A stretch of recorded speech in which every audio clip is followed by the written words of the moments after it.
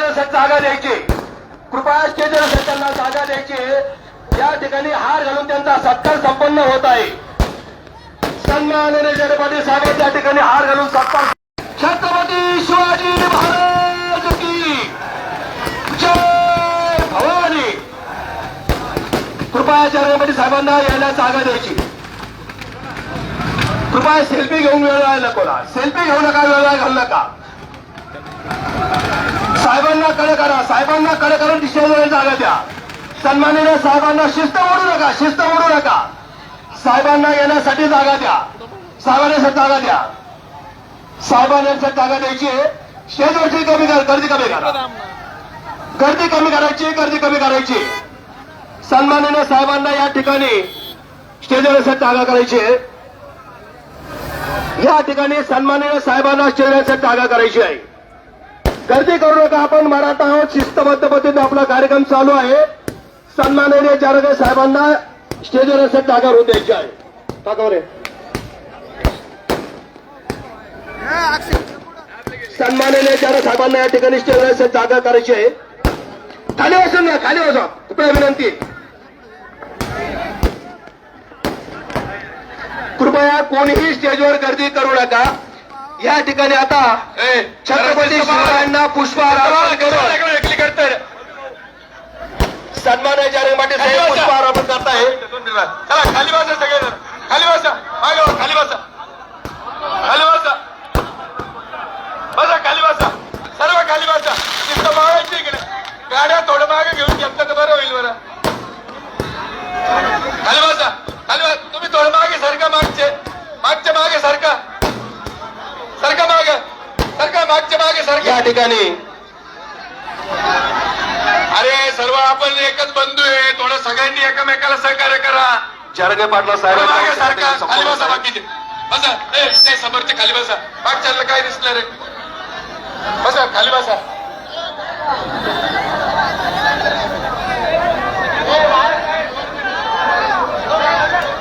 स्टेजवरची गर्दी कमी करा, स्टेजवरची गर्दी कमी करा, कृपया गर्दी कमी करा। खालच्या खाली बसा, खाली बसा, लोक वेळा काय घालू, खाली बसा। जर आपल्याला मनोगत ऐकायचं खाली बसा। तो माईक बंद करा तिकडचा। तुम्हाला सगळ्यांना जरंगे पाटलांना ऐकायचं म्हणजे छत्रपतींच्या विचाराचे वाचतील ना, त्यांनी सगळ्यांनी खाली बसायचं, एका मिनिटात खाली बसायचं। सगळ्याची सगळे स्टेजवरचे सुद्धा तुम्ही महिला सगळ्या खाली बसा, खाली कोणी वर उभं राहायचं नाही, सगळ्यांनी खाली बसायचं। 2 मिनिटाच्या आत सगळी गर्दी इकडची सगळे खाली बसा, एकदम शांतता पाहिजे। एकदा जोरदार हात वर करून जरंगे पाटलांचं एकदा जोरदार टाळी वाजून स्वागत करा सगळ्यांनी। इकडचे सगळे सांगितले मी खाली बसा। सर स्टेजवरच्या ना काही वेगळा नियम नाही, बसा खाली सगळे। सर प्लीज एक मिनिट वेळ घेतो।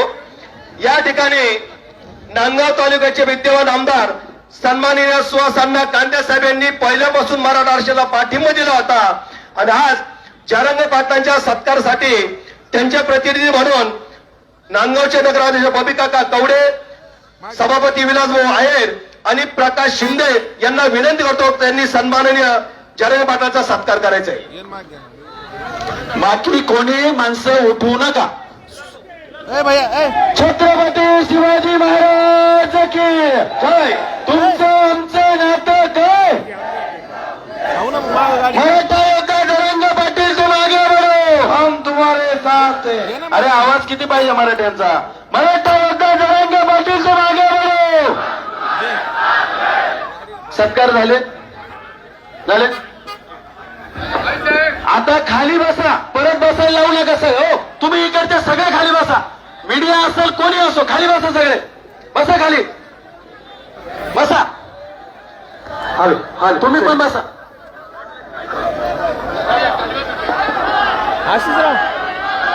आशिषराव गाडी पलीकडे, हे गाडी माग घ्या, तिला माग घेऊ थोडी, गाडी पलीकडे कर नाही, हा हिला माग घेऊ थोडी, ती गाडी माग घेईन थोडी, हिंदवी स्वराज्याचे तिला थोडी माग घ्याला। राजे छत्रपती शिवराय नांदगाव आणि परिसरातील जमलेल्या माझ्या तमाम मराठा बांधवांना माझ्या मानाचा जय शिवराय.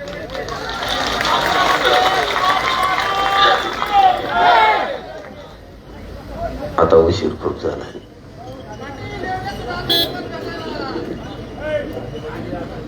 त्याला काढून दिलं काय मग?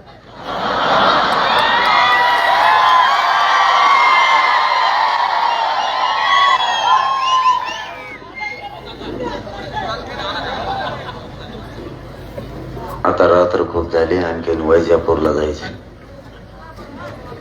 वैजापूरला रात्री 8 वाजता बैठक सभा होती. आता वाजले 5. उद्या बीड जिल्ह्यात आहे सकाळी. आता मराठा आरक्षणाचा विषय संपत आला. राहू दे. आता फक्त सगळ्या सोयऱ्यांचे जो अध्यादेश निघाले त्याची अंमलबजावणी झाली की मराठ्यांच्या लेकरांचं आयुष्याचं कल्याण झालं. आपण शेवटी मराठ्यांनी ही लढाई जिंकलीच. खूप जणाला वाटत होता आता हा विषय संपलाय, आता आरक्षण मिळत नसतं आणि त्या तुमच्या जिल्ह्याला डाग लागलेला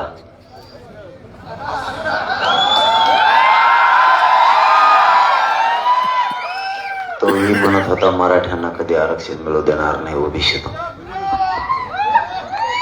दोनही काम एकदाच झाले. ते माणूस उभं नाही का त्याच्यावर दिसत दोन काम एकदाच झाले. नाही. त्याला मागं करायला लावून ते मराठ्यांनी रुमालावाला बाजूला करायला लावा फक्त. ओबीसीतून आरक्षण पण मिळवलं दिसा नाही तो काही. आणि कधी अरे बऱ्याच दशकापासून मराठा एक येत नव्हता तो मराठाही एक आला. 2 कामं झाली. एक मात्र खरं आहे की प्रत्येकाची आशा आता मावळली होती आरक्षण मिळेल का नाही. खूप मोठमोठाले लढे झाले. वेळेवर काय होत होतं माहित नाही. विजय जवळ आला की विजय आपल्याला हुलकाने देऊन जायचा. असं अनेक दशकापासून मराठ्यांचा लढा सुरू होता. रुमाला अण्णासाहेब पाटलांपासून अण्णासाहेब जावळे पाटलांपर्यंत, वडजे पाटलांपासून विनायक मेटे साहेबांपर्यंत. आणि याच आरक्षणासाठी 350 पेक्षा जास्त आपल्या भावांचे बलिदान गेले. कधी वाटतच नव्हतं की आता मराठा उठाव घेईल का आणि आरक्षण मिळेल का. कारण आरक्षण मराठ्यांना देण्यासाठी खूप मोठा एका बाजूला विरोधकांचा गट उभा होता. आणि ते षडयंत्र इतकं भयानक होतं की ते आपल्यात फूट पाडायचं. त्यांना माहित होतं मराठा जरी एक आला काही पण मिळू शकतो. पण मराठा एक येत नव्हता. आणि मराठा कोणचा पाहिजे होता तर गावगाड्यातला गावखेड्यातला सामान्य मराठा लढ्यात पाहिजे होता. आणि तोच नेमका येत नव्हता. पण यावेळेस असं झालं की गावखेड्यातला सगळा सामान्य मराठ्यांपासून श्रीमंत मराठा सगळा एक झाला. एकजुटीनं काय होतं मी तुम्हाला एवढंच सांगणार. एकजुटीनं कधीच आपल्याला आशा नव्हती की आपल्याला ओबीसीचं आरक्षण मिळालं आणि तेच मिळालं. आज ओबीसी आरक्षणातली लई भारी गोष्ट कळाली मला, पण मी सांगणार नाही तुम्हाला. कारण ती सगळ्या सोयऱ्यांचा अंमलबजावणी होस तर नाही तर होणं तेच नाही. ती लय मराठी कलाकार प्रमाणपत्र मिळालं की काय काय करते त्याच्यावर. मला आज एक जणांनी फोनवर सांगितलं मी आमकं केलं. म्हणलं इतक्या लवकर. आणि हा मलाच बोलले. मला म्हणले सकाळी तुम्हाला काही करायला लागेल, तुम्ही भोगल गावल्यात म्हणे गेवरा तालुक्यात जाता जाता आमचं एवढं काम करायचं. म्हणलं काय ते म्हणे आमचे 2च नोंदी सापडल्या त्यात 700 प्रमाणपत्र निघाले. म्हणलं ते कायदेशीर आहे, ते काय चुकीचं आहे, दुसरं काय आहे ते. म्हणलं असं आहे. म्हणलं इतक्या दिवसात कसं काय केलं होतं पटकोनी. म्हणजे प्रमाणपत्र निघायच्या आधीच त्यांनी कागद जोडून ठेवते, धडाधडा टाकलं. पण मी सांगणारच नाही काय अंमलबजावणी आणल्यावर सांगणार. तुम्ही ध्यानात राहून द्या, कारण विजय सभा टायमाला तुमच्याकडे पुन्हा येणार आहे. कारण आणखी विजय सभा झाली नाही आपली. त्या दिवशी कायदा 75 वर्षात मिळत नव्हता आपल्या मराठ्यांना, आणि एकही कायदा आतापर्यंत मराठ्याच्या आरक्षणासाठी झालेला नाही. 75 वर्षातला सगळ्यात हा हा सगळ्या सोयऱ्यांचा कायदा आहे मराठ्यासाठी. म्हणजे ज्याच्या नोंदी नाहीत त्याच्यासाठी हा कायदा आहे. त्या दिवशी कायदा हिसकून आणला त्याचा गुलाल होता ते तुमच्या याडपटाला माहितच नाही गुलाल कशाचा होता.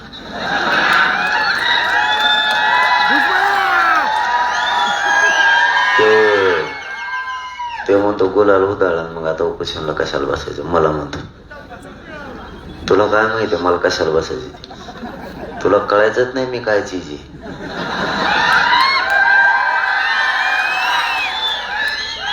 तुला आतापर्यंत वाटत होतं तू लय भारी आहे असं त्याला वाटायचं. कारण तो त्याला भारी कशात माहित होता माहिती आहे तुम्हाला? तो जे पक्ष जाईन तो पक्षच मोडीत होती. मोडीले की नाही त्याने आता बदलावलं पक्ष. त्याचं घर बी मोडत नाही त्याने. आज ते जेलला एका खोलीत आणि दुसऱ्या खोलीत. येऊ खातो कांदे त्यांना खाऊ घालतो लसूण.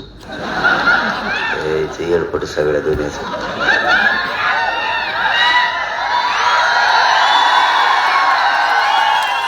आणि ते मला म्हणतंय आता आरक्षण मिळालं गुलाल उधाडा आता काय उपोषण करायचं. तू 16 तारखेला भेट मग कळन तुला कशासाठी उपोषण. परत म्हणतो 3 कोटी मराठी येणार होती मुंबईत. काय झालं तुला सांगितलं होतं मी, तू वही घेऊन उभा राहा पुलावरून. 64 किलोमीटर लाईन होती आमची मराठीची. तो आलाच नाही. तो तेवढेच बघितले आझाद मैदानाला गेले ते 2% गेले फक्त. बाकी सगळे वाशीकडेच होते. त्या 2%नेच अर्धी मुंबई बेजार केली. त्यांना जर म्हणलं ना पोलिस ते VIP बंगला आहे तिथं नका जाऊ, डांबरीवरच आंघोळ करायची. ते जर म्हणले की हॉटेल लय मोठं आहे VIP इथं जाऊ नका, त्या हाडला पुढं तांदूळ शिजायला सुरू केले. मग ते म्हणले एवढे शिकित की बेजार करायला लागलं तर मागच्या आल्यावर काय होईल. पण मागच्या 10 तरस आलेले होते मुंबईत जायसाठी. JR मिळाला तरी ते म्हणे चला राव आझाद मैदानला. आता आपली बोली काय होती, आंतरवालीत आपल्याला JR मिळो, पुण्यात मिळो, नगरमध्ये मिळो, लोणावळ्यात मिळो, नाही तर मुंबईला मिळो, किंवा आझाद मैदानला गेल्यावर बी आपण काय करणार होतो. आपल्याला तेच कायदा पाहिजे होता. ती फजिती तर तिने अलीकडेच बघितली. ती अलीकडे बघितली का ते म्हणले नको मुंबई द्यायला. कोणाच्या शेटर पुढं तेच होतं. सकाळी कोणाला दुकान न उघडता आलं वाशीला. तिथंही शेले दांडगा झाला. ते त्याच्यामुळेच फुल टेन्शन मध्ये ते काही द्यायला तर होते त्या बेनं. आणि मराठ्याचे पोरं पाठच उरकून घ्यायचे सगळं.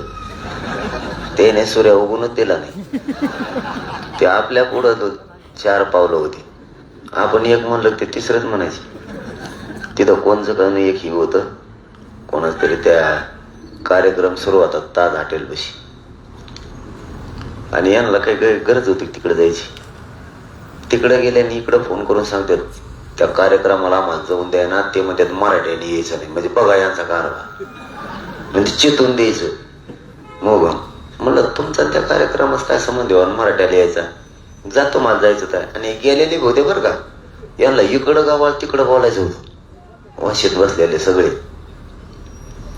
हे इतके कदरीले होते यांनी तेवढ्यानेच. आता त्याला आणखीन एक संधी देतो मी. आता तर काय तो वही घेऊन उभा नाही राहिला. आणखीन एक संधी तुला ऐकत असला तर ऐक. आणि मला माहिती तू मी जवळ बोलतो तोवर तो झोपत नाही घरी.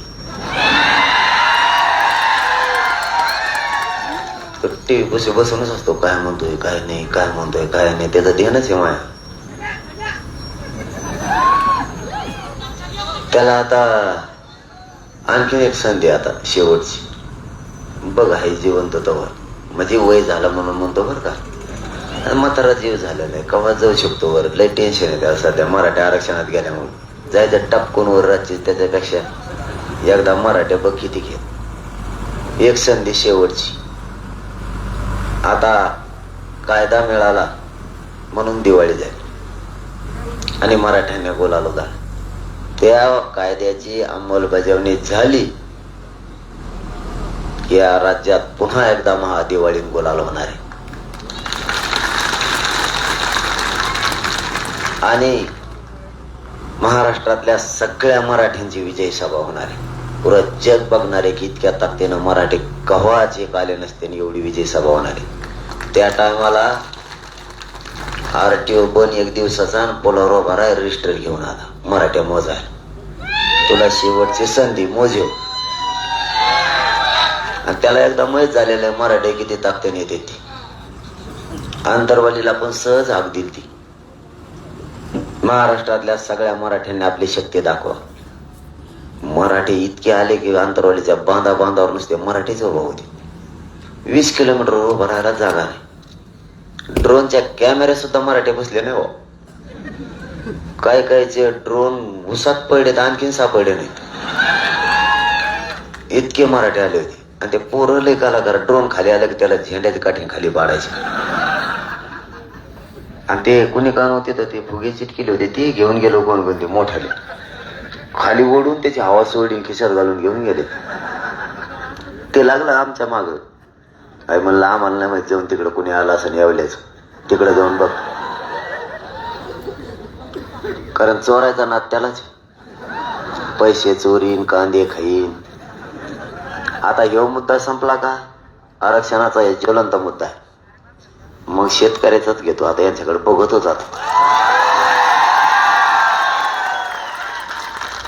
मग तुमच्या कांद्याचं बघतो आणि एखादं गोणे भरून त्याला बी देऊ आपण.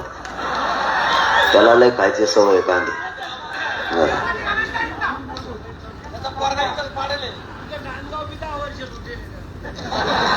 मग आली संधी घ्या हात दोन काय आता मागचं पुढचं काढावं सगळं एकदा. म्हणजे मिस सापडतो मला आता.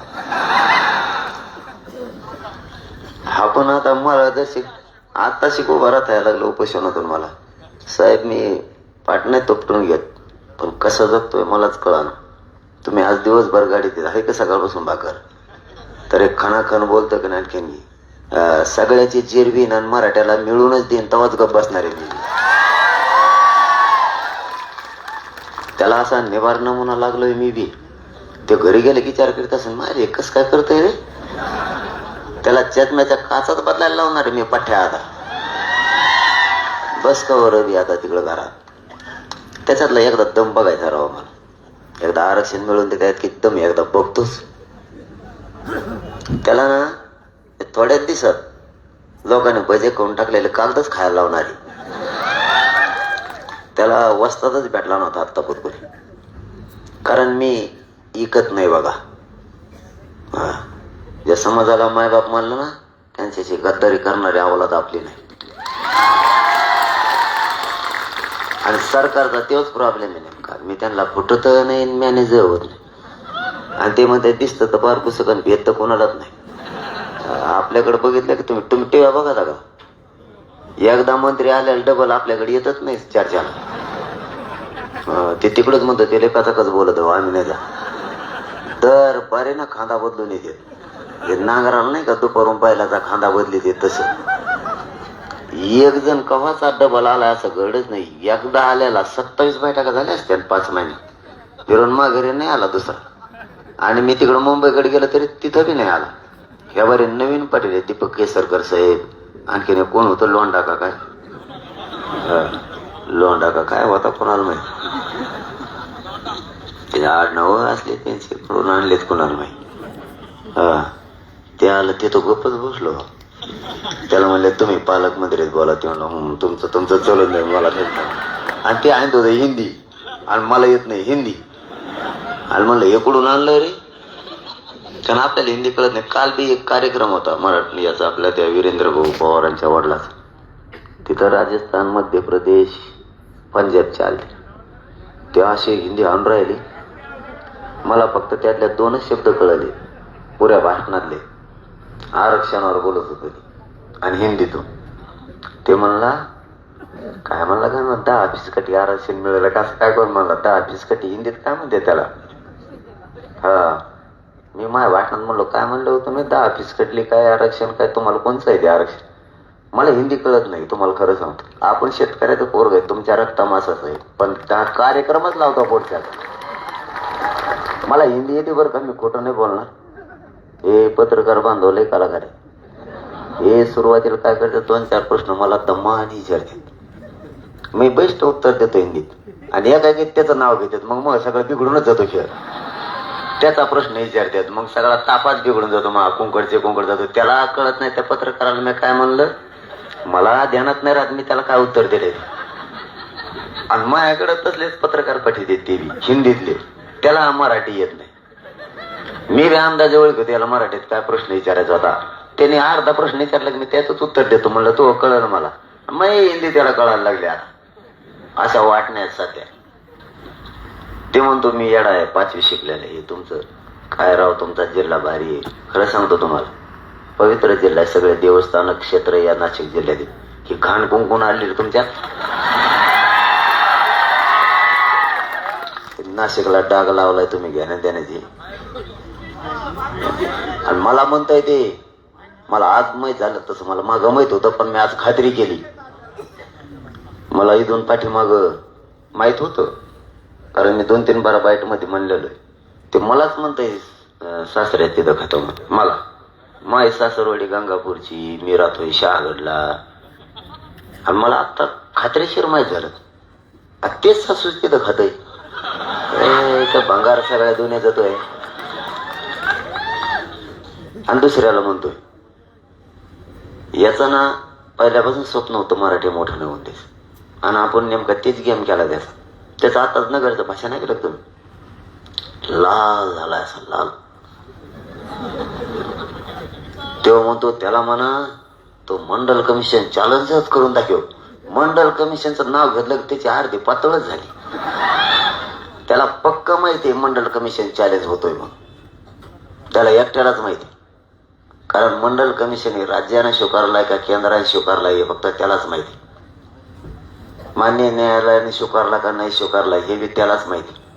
बाकीच्याला वाटतं पक्का आहे का, पण मराठ्यांची नियत खराब नाहीये म्हणून मराठ्यांनी आतापर्यंत चॅलेंज नाही केलं. आपल्याला आज बी नाही करायचं. खरं सांगतो मी तुम्हाला, आपल्याला आज बी गोरगरीब ओबीसीचा वाटोळा नाही करायचं. तर त्यांनी 3दा आपलं वाटोळं केलं. गायकवाड साहेबाचा आयोग आला त्यावेळेस चॅलेंज केलं, पडद्याच्या मागून हेच पैसा हेच पुरेतो सगळा. नसता कोर्टाच्या सुप्रीम कोर्टाची हिअरिंग घेणं सोपं गोष्ट नाहीये. पैसा येऊ पुरेतोय. राणे साहेब समितीच्या टायमाला तेच झालं. मध्ये ओबीसीच्या सवलती लागू केल्या त्या मराठ्याला, त्यावेळेस हेच आडवा पाडला. आता 75 वर्षात सगळ्यात मोठा सगळ्या सोयऱ्यांचा कायदा आपल्यासाठी बनलाय. आता याच्यात याचिका त्या टोळक्यात दाखल केल्या. आणि जर याच्यात काही झालं तर तुम्हाला मायबापावर सांगतो, मंडल कमिशन चॅलेंज करणार आहे मी. काय व्हायचं होते आता नाही सुट्टे जाणार. आमचं वाटोळं करायला लागलं नसता मग दुसरा पर्याय आहे त्याला. ओबीसी बांधवांनी त्याला फोन करून सांगायचं तू नीट घरात पडून राह, तो ह्यामुळे आमचं वाटोळं होऊ शकतं. तो राजकारणी माणूस आहे, गोरगरिबाचं वाटोळं करायला तो निघालेला. आता नाही त्या नाभिक बांधवाला बोलला, तो नावे बांधवाला त्यांना म्हणला मराठीचा चप्प्याच करू नको. पण त्याला एक गोष्ट माहितच नाही. मला वाटलं आपल्यातच आहेत का नमुने, त्यांच्यात डेंजर आहेत. अगं बाबा काय शिया होत्या ते. मी आता एकच व्हिडिओ ऐकला तो मोबाईलच फेकून दिला.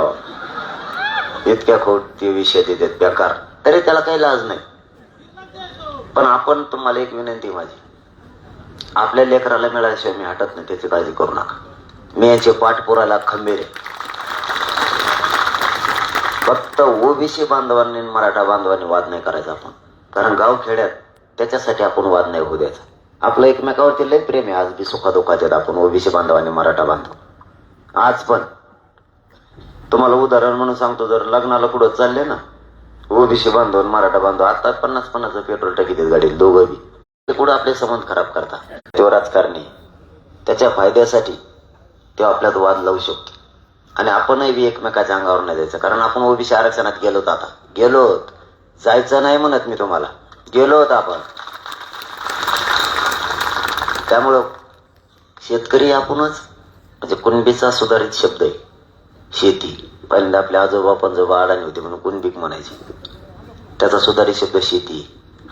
शेतकरी आपण, क्षेत्रीय मराठी आपण, दोन्ही आपणच आता इथून पुढं, कारण लढणारे पण आपणच.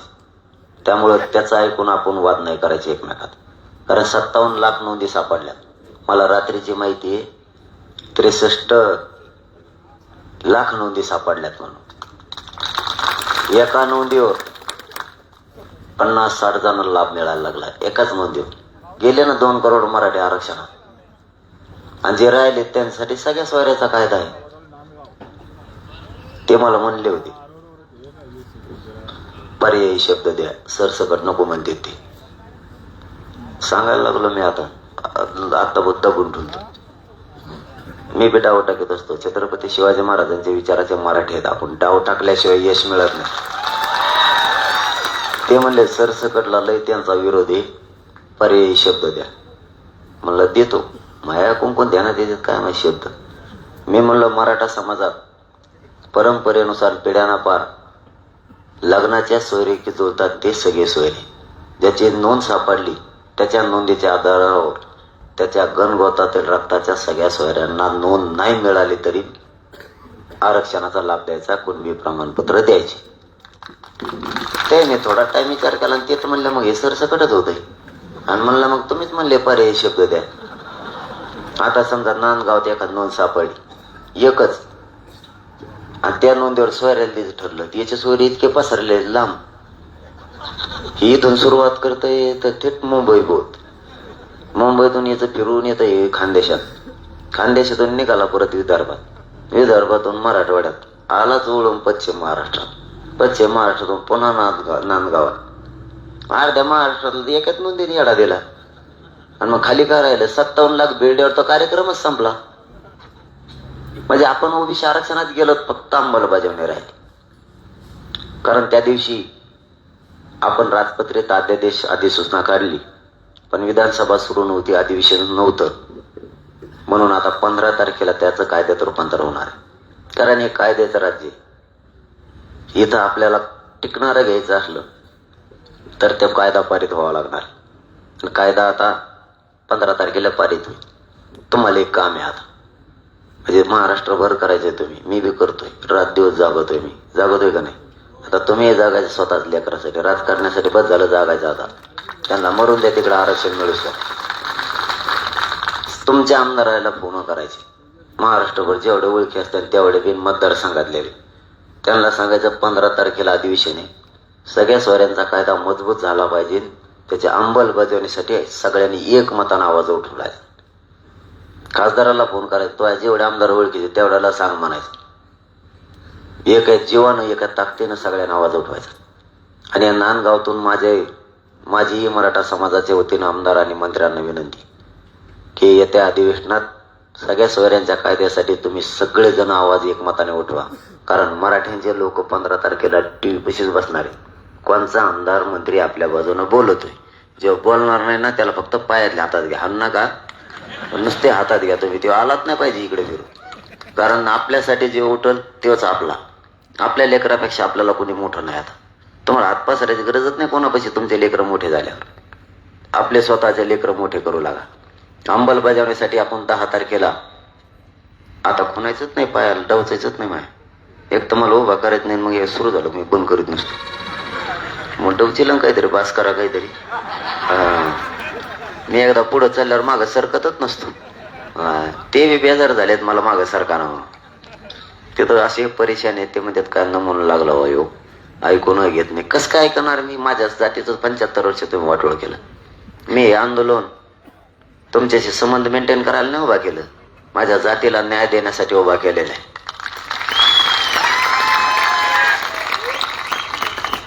त्यामुळे 10 तारखेला पुन्हा एकदा आपण आमरण उपोषण पुकारलंय. आता सहन होत नाही पण त्याला नाविलाज आहे. शेवटचा टप्पा आहे. कारण माझं शरीर मला साथ देत नाही. आज दिवसभर बघितलं यांनी. आता माझा पाय सुद्धा ताटला तरी सरळ होत नाही.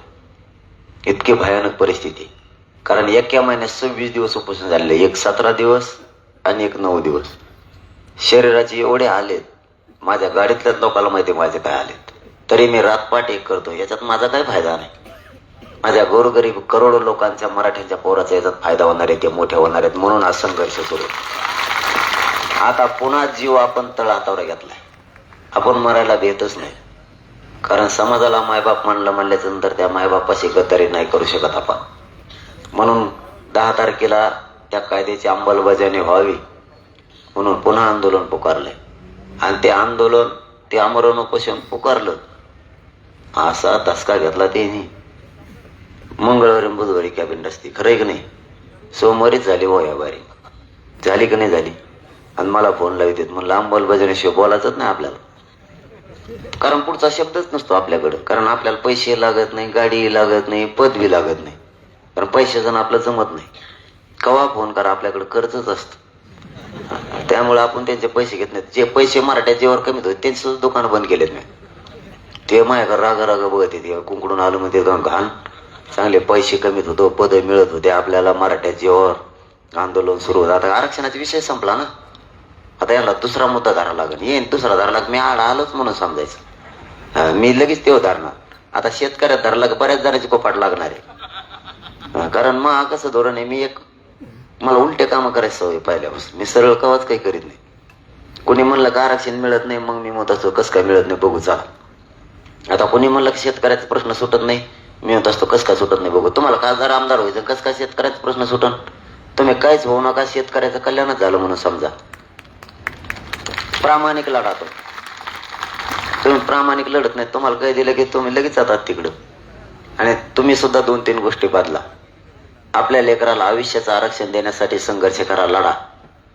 आणि मराठ्यांनी व्यसनापासून लांब जा, दारू सोडा. आपण सुधारलं तोच म्हणून समजायचं. अरे काही काही गावात असा वास येतो की मला वाटतं तिथूनच गाडीच काच वर घ्यावं का बा. आणि पेते जाऊन मला ढकली दे. ऐकत नाही बरे, टप्पू ते किती रेट येले तरी बुचे का ढकलत नाहीत मला पुढं. कचा कच पाय तोडी मयच फोटो काढते, मलाच घोडे लावी.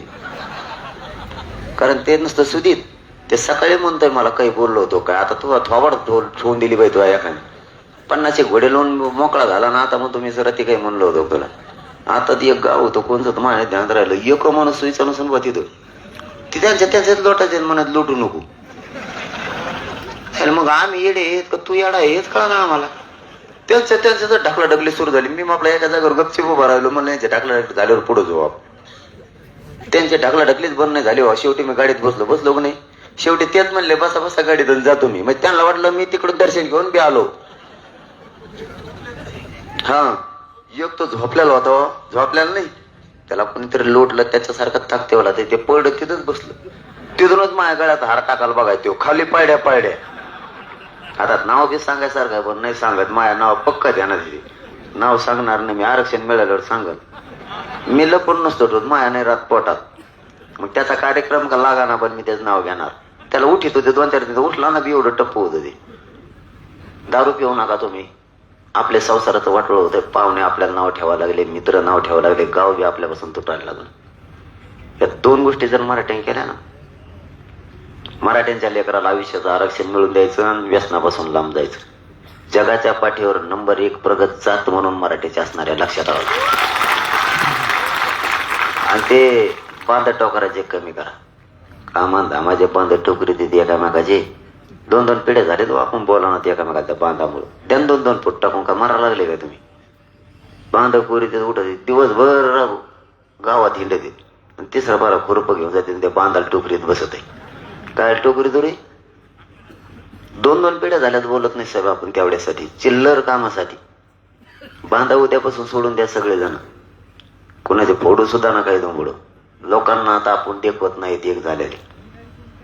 कारण खूप दिवसांनी माझी जात एकत्र आली, हिला फुटून देऊ नका. आता तुमच्या खांद्यावर जबाबदारी.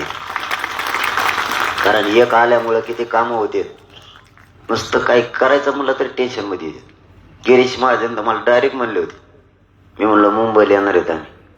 ते म्हणायचं काही करावं, मुंबईला येऊ नका, तुमचा मोर्चा म्हणल्यावर काही सोयीचा व्हायचा नाही. एवढे टेन्शन मध्ये आले. आम्ही म्हणलं तुम्हाला काही ताण आहे का आमचा? आम्ही आमच्या भाकरी ते सगळं घेऊन येणार, तेवढी एकच गोष्टीची व्यवस्था करा. ते म्हणले तिथं सांगूच नका. म्हणलं मग ती जिथं जागा मिळेल तिथं बसत असते. परत म्हणू नका काय झालं म्हणून. आणि त्या कचाट्यात ते म्हणतात मंत्र्याच्या कुठं कशा कोणत्या गादीवर झोपत येत काय ते बघायचं आम्हाला. ते जाऊन ते कचाट्यात गादी सापडे म्हणलं तिचं कामच झालं म्हणून समजायचं. त्यामुळे ते बी नंतर माझ्याकडे चर्चेला आले नाहीत. आले का असे इतके मंत्री आले. आम्ही सगळं मंत्रिमंडळ आंतरवालीतच बघितले. सगळे मंत्रीच संपले यायचे. मग अधिकारी सुरू केले. ठाण्याला अधिकारी आले ते त्याला त्या लोणावळ्यात. म्हणले आता अधिकारीच पाहिजे ते म्हणले आम्हाला कशाला तोफाल देता. ते अधिकारी म्हणायचे तुमचं लपडं आमच्या गळ्यात गुतीतात लय रेटी दे ना आम्हाला. नाही म्हणले जा तुम्ही. आले ते दबा धरून एका जागेवर पोराच्या कचाट्यात सापड येते कुठंतरी वंग वाजत आले. पोरं म्हणले कोणतरी पाटलाकडे चाललं दिसते धरून नेते का म्हणून. ते नसते त्या काचावर चापट हल्ली अशी दम्माने हाण म्हणून. त्यांनी तिथूनच गाड्या माघारी वळल्या. ते म्हणले पुढे गेल्यावर लय हाणते का म्हणून. आले हो काही जण धाडच धरून बसले. म्हणलं मी ओपन व्यासपीठावर चर्चा करीत असतो खोलीत नको.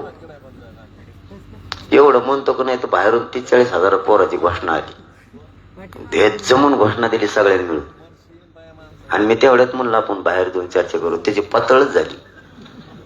ते म्हणला चर्चा नको तुम्हाला मुंबईत इज्जत यावं पण आम्ही का बाहेर येत नाही. मग काढून काटाकीनात नोकरी. मराठ्यांची ही एकीची दहशत अशीच ठेवायची. नुसतं मराठा आरक्षण प्रश्न नाही. आपल्या आयुष्यात लय संकट आहेत आणखी. हे संकट जर तोडवायचे असले आपल्याला एक जीव राहावं लागत. तुम्ही राजकारण करू नका या मताचा मी नाही. अवश्य करा तिथेही आपले लोक पाहिजे. पण अगोदर जातीपेक्षा पक्षाला नेत्याला मोठं मानायचंच नाही. अजिबात नाही. जात टिकली की आपले लोक टिकले. त्याच्यासाठी आपल्याला हा संघर्ष आहे. तुम्हाला आणि तुमच्या पाया पडून सांगतो माझी जात खूप दिवसांनी एक झाली. हिला फुटून देऊ नका. मी असलो नसलो तरी कारण माझं शरीर काय मला साथ देत नाही. मी असो नसो हे विचार मरू देऊ नका. माझी जात मी फुटू देऊ नका. पण मराठ्यांच्या पोरांच्या पदरात आरक्षणाचा गुलाल टाकल्याशिवाय मी हटत नाही मरत सुद्धा. मी माझ्या पवित्र रायगडाचं आत्ताच दर्शन घेऊन आलोय. कारण मला माहिती आहे माझे ह्या उपोषणात लय हाल होणार आहे. पुन्हा गडावर जाणं होईल नाही मला माहित नाही. पण माझ्या राजाच्या चरणी मी नतमस्तक होऊन आलोय. कारण हे उपोषण खूप कठोर होणार आहे. कारण या सगळ्या सोयऱ्यांच्या कायद्यासाठी 2 महिने सरकारनं आपले वयाला घातलेले द्यायचं नाही म्हणून. कारण हे कायदा लय मोठा आहे. तुम्ही समजून घ्या. जर मोठा नसता तर यांनी एवढ्या याचिका दाखल केल्याच नसते. ह्यो कायदा 75 वर्षातला खूप मराठ्यांसाठी मोठा आहे. एकही कायदा झालेला नाही. कारण 2001च्या कायद्यात दुरुस्ती करायची.